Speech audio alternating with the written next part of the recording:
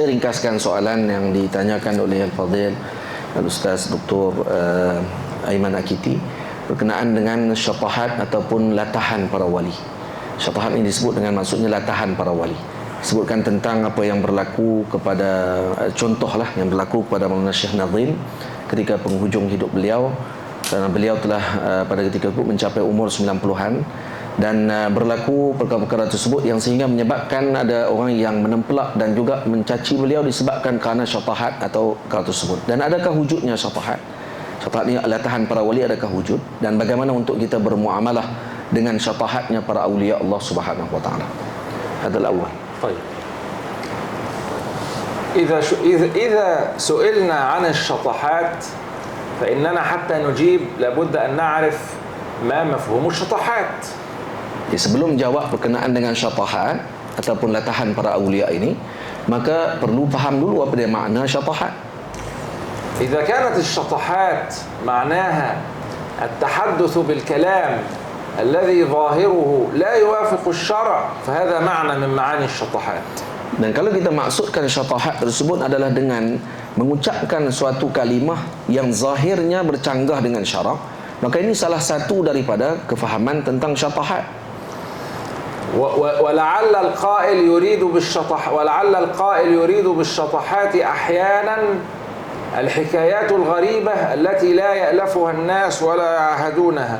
Dan terkadang dimaksudkan juga dengan syatahat adalah cerita-cerita pelik yang disebutkan yang tidak biasa didengar oleh kebiasaan orang. ولكل حكم. Dan kedua-duanya ada, setiapnya itu ada hukumnya. وإن كان أهل التصوف لا يطلقون على الحكايات الغريبة لفظ الشطحات إنما هو استعمال حادث عصري. Walaupun para ahli tariq sebenarnya tidak menggunakan istilah menceritakan kisah pelik yang tidak biasa didengar oleh orang biasa itu sebagai syatahat, tetapi ini itlaqan ataupun penggunaan yang digunakan oleh orang moden zaman sekarang ini dikatakan itu syatahat. Al-masyair wal-waridat mutanawwi'ah. Masyair, perasaan-perasaan dan waridat ataupun anugerah-anugerah yang Allah Ta'ala berikan itu adalah pelbagai. Wa alfazul lughati mahsuratun dayiqah. Dan lafaz di dalam lughah itu adalah sesuatu yang sempit. Bal inna haqa'iq al-asya'i awsa' min mujarrad al-alfaz wal lughat. Bahkan hakikat sesuatu perkara itu lebih luas sebenarnya daripada lafaz yang diungkapkan. Wallahu subhanahu wa ta'ala indama akhbarana عن الجنة جعلنا الله وإياكم من أهلها وعن النار أعاذنا الله وإياكم منها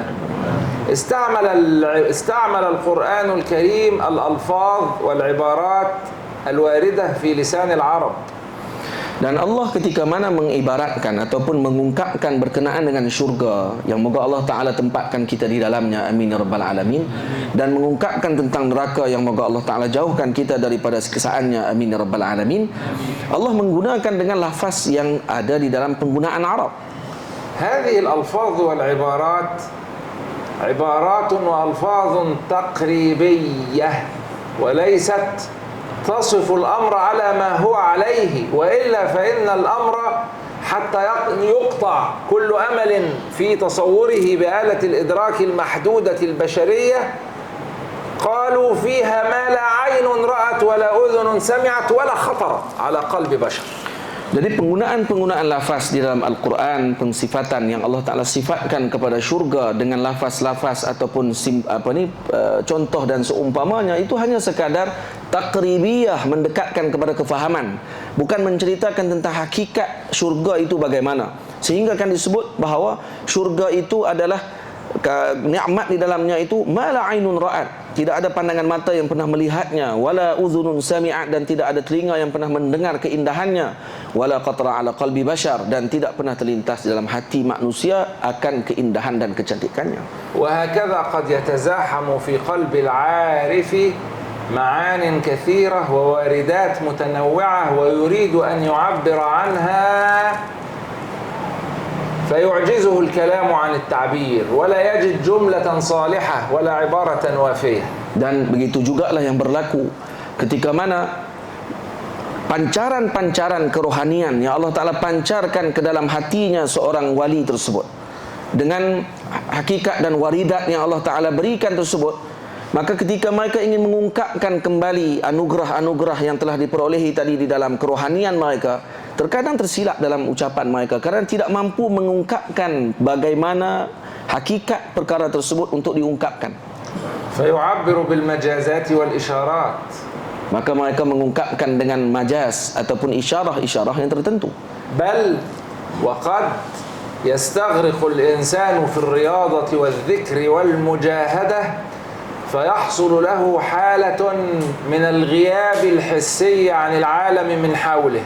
Dan terkadang ada orang yang tenggelam dengan zikirnya kepada Allah Subhanahu wa taala sehingga menyebabkan hilang perasaannya dan apa disebut dengan perasaannya yang ada di sekelilingnya seakan tidak wujud pada ketika itu.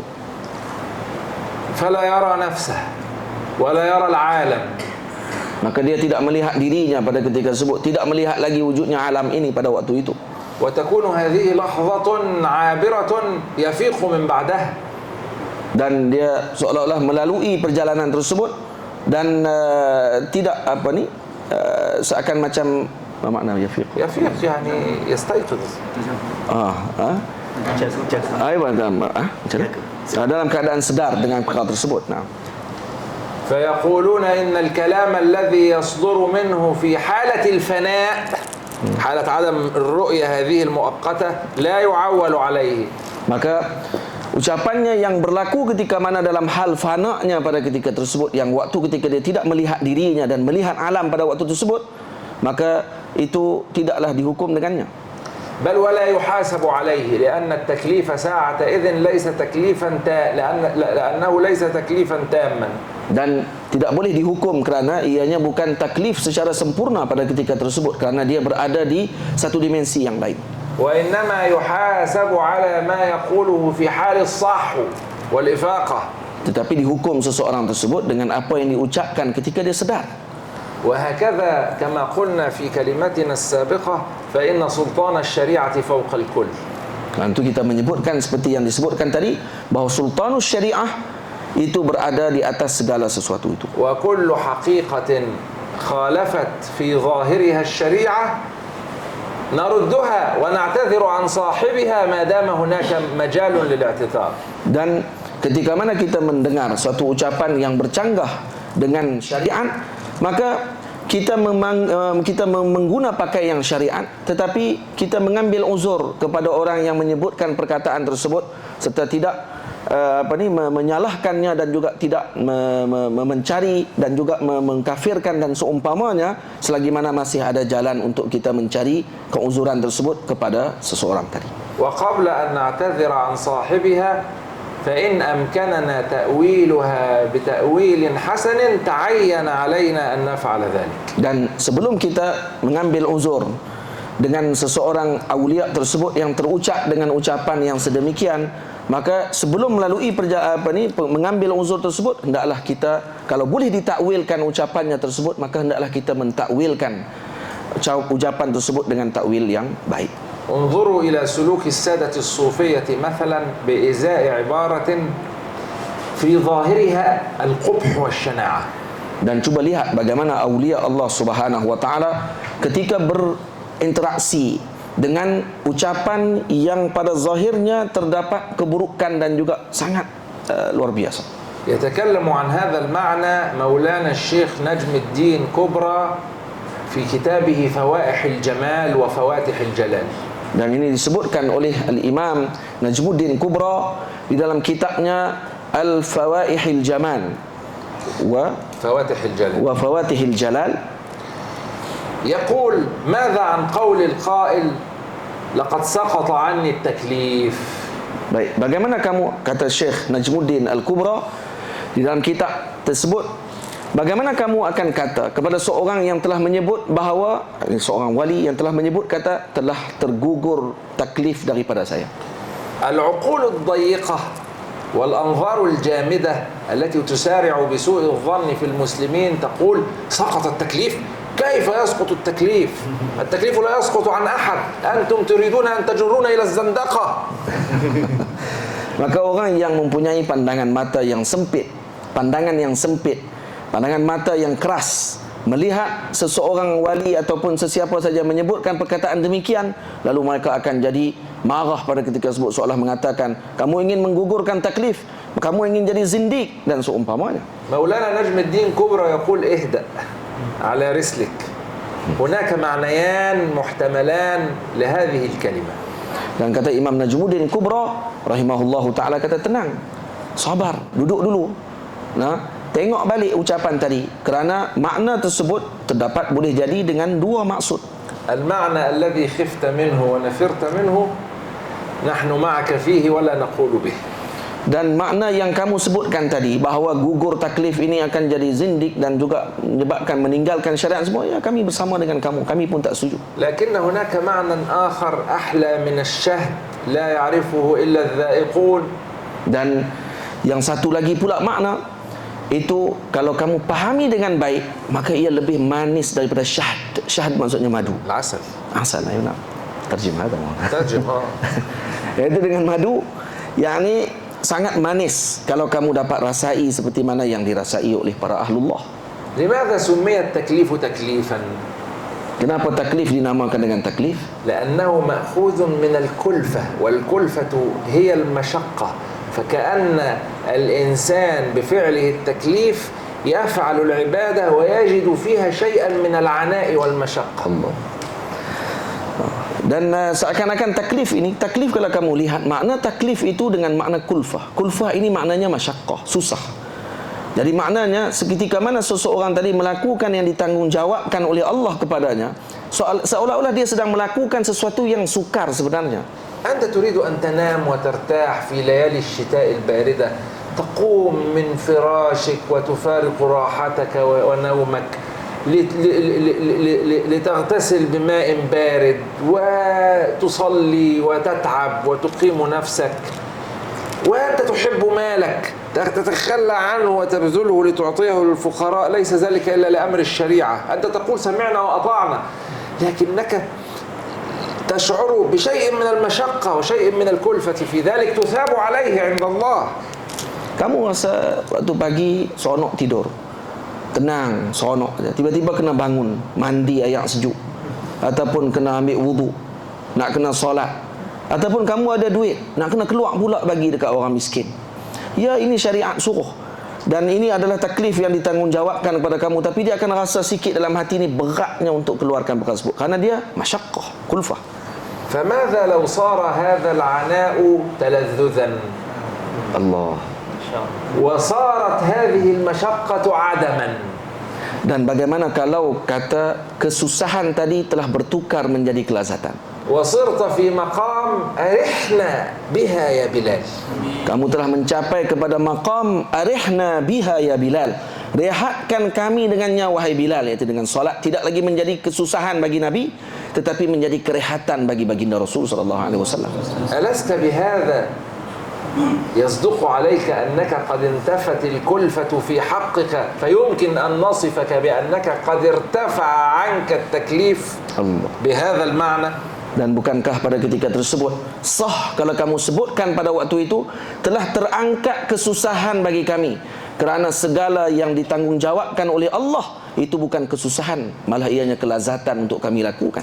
ليس معناه أنه قد سقط عنك الأمر والنهي، لكن معناه أنك صرت تعبد الله وتتلذذ بعبادتك إياه دون أن تجد في ذلك أي مشقة أو أي تعب. Dan ini bukan dengan maksud ketika para aulia itu menyebut telah terangkat taklif daripada kami dengan maksud menghalalkan yang haram dan mengharamkan yang halal, tetapi sebaliknya menjadikan segala yang ditanggungjawabkan oleh Allah itu adalah kelazatan yang kami akan lakukan dia dengan penuh keindahan dan kelazatan. وصارت العلاقة بينك وبين العبادة كالعلاقة بين السمكة والماء. Maka pada ketika tersebut hubunganmu dengan ibadah pada ketika itu adalah hubunganmu seperti ikan dengan air. وأعتقد وأظن أن ربما أن الحكاية الأخرى التي حكيت عن مولانا الشيخ ناظم ربما تكون من هذا القبيل. Dan saya menyangka dan saya bersungguh dengan memahami perkara tersebut bahawa yang disangkakan kepada Syekh Nazim dengan ucapan dan tuduhan dan demikian tadi adalah dengan makna yang kedua tadi, iaitu dengan makna yang terbaik, dengan maksud kalau dikatakan bahawa telah terangkat taklif dan seumpamanya dengan makna yang kedua tersebut. ثم إنه في هذه الحكاية هو يحكي شيئا حصل معه لم يقل أنا أعتقده أو لا أعتقده. Dan sekarang ini sekadar hikayat, sekadar dia mungkin menceritakan apa yang dirasakan dalam perasaannya, dan dia tidak mengatakan saya beriktikad dengan perkara tersebut ataupun saya tidak beriktikad dengan perkara tersebut. حسن الظن واجب مع كل واحد من المسلمين فكيف بخواصهم. Berbaik sangka dengan muslim, berbaik sangka ini adalah dituntut kepada seluruh muslimin. Bagaimana lagi dengan lebih-lebih lagi dengan kelompok yang diberikan khususiat oleh Allah Ta'ala ataupun pengkhususan di kalangan para walinya. ومتى أمكن حمل كلام أحد المسلمين وعوامهم على محمل من الخير يقابله 99 محملا من الشر فإنه يجب أن يحمل على هذا المحمل من الخير. Maka kalaulah seseorang tadi melihat sesuatu yang dilakukan oleh seorang mukmin, mana-mana mukmin dan muslim sekalipun, dan kita boleh menanggung makna buruk yang dilakukan tadi, kalaulah ada 1% sahaja daripada 99% daripada apa yang dilakukan tersebut itu keburukan, tapi 1% untuk kita tanggung dengan makna yang baik, maka hendaklah kita tanggung dengan makna 1% tersebut. هذا في حق عموم المسلمين فكيف بمن أفنى حياته في العلم والإرشاد والعبادة والذكر. Dan itu ditujukan kepada seluruh muslimin. Bagaimana dengan seorang yang menghabiskan hidupnya dengan ibadah, dengan taat kepada Allah, dengan memberikan petunjuk dan pengajaran di jalan Allah Subhanahu wa taala. وشاب في الإسلام. Dan syabab. شاب يعني وصل إلى درجة. Dan dia telah mencapai kepada kedudukan yang tinggi dan duduk dalam keadaan yang sempurna dalam Islam. فإن إحسان الظن به أوجب وأوجب. Maka bersifat ihsan dan bersifat baik sangka dengan mereka itu adalah lebih utama. ولا زلنا نكرر إن سلطان الشريعة فوق الكل. Dan tetap kita mengulang bahawa sultanus syariah itu lebih tinggi daripada segala sesuatu. وهؤلاء الناس نحسبهم أيقظ وأوعى من أن يقعوا في حبائل الشيطان. Dan kita menganggap dan kita menyangka dan kita berkeyakinan bahawa kelompok ini adalah mereka yang sentiasa terjaga dan sentiasa sedar daripada dibelit oleh belitan syaitan. وأنا أحكي لكم حكاية وقعت لسيدي عبد القادر الجيلاني. Dan ini saya ceritakan kepada kalian apa yang telah berlaku kepada Sayyidina Abdul Qadir Gilani. وأنا أعرف أن نسب سيدنا الشيخ ناظم يرجع إلى نسب سيدي عبد القادر. Dan saya mengetahui bahawa nasabnya Sayyidina Syekh Nazim ini bersambung dengan nasabnya Sayyidina Abdul Qadir. سيدي عبد القادر الجيلاني يحكي حكاية وقعت له فيقول وأنا جالس يوما في الخلوة ظهر لي ضوء وشممت رائحة لم أشم أطيب منها وسمعت صوتا لم أسمع أحلى منه. Dan Sidi Abdul Qadir Gilani menceritakan bahawa saya berada dalam khalwah, dan ketika itu tiba-tiba datang cahaya yang terang benderang. Dan saya tidak terbau bauan yang sangat wangi, melainkan wangian tersebut tidak pernah saya bau wangi yang macam tu, dan saya tidak pernah melihat suara dan mendengar suara yang lebih indah berbanding dengan suara tersebut. فظن عبد القادر أن هذه مبشرة من عند الله. Dan maka pada ketika itu datang zan dalam hati Sidi Abdul Qadir Gilani bahawa ini adalah mubasyirah, berita gembira daripada Allah. فقال له الصوت يا عبد القادر قال لبيك. Maka tiba dengar suara yang menyebut wahai Abdul Qadir, maka terus saya menjawab saya terima dan saya dengar dan saya datang wahai Tuhan. قال أنا ربك وقد أسقطت عنك التكليف. Maka suara tersebut menyebut aku Tuhanmu, maka aku telah menggugurkan taklif kepadamu. فقال له اخسأ يا لعين. Lalu aku menyebut pada ketika tersebut, patah balik kamu wahai yang dilaknat, pergi kamu wahai yang dilaknat. فقال فتحول الريح الطيب إلى ريح قبيح لم أشم أنتن منه. dan tiba-tiba bauan wangi yang aku bau tadi bertukar menjadi bau busuk yang saya tidak pernah bau busuk yang seumpama demikian. واختفى الضوء وحلت محله ظلمة. Dan bertukar, tertutup ataupun terpadam cahaya tersebut bertukar dengan kegelapan. وسمع الصوت المليح صوتا قبيحا. Suara yang indah tadi bertukar menjadi buruk. يقول له يا عبد القادر لقد أضللت قبلك بهذا 50 عابدا وأنت قد فلت مني. Dan suara tadi menyebut, wahai Abdul Qadir, telah gugur dengan apa yang telah aku ucapkan tadi 50 orang abid dan kamu terselamat daripadanya. فأهل الله عندهم بصيرة بحبائل الشيطان. Ahlullah, mereka ini mempunyai pandangan yang sangat tajam dengan ikatan-ikatan syaitan. ونحن نعتقد أن الشيخ ناظم على قدم جده الشيخ عبد القادر لا تروج عليه هذه الأحابيل وهذه الخدع الشيطانية التي يخدع بها الصبيان. لا يخدع بالصبيان في الطريق إلى الله ولا يخدع بها الأكابر الكمل.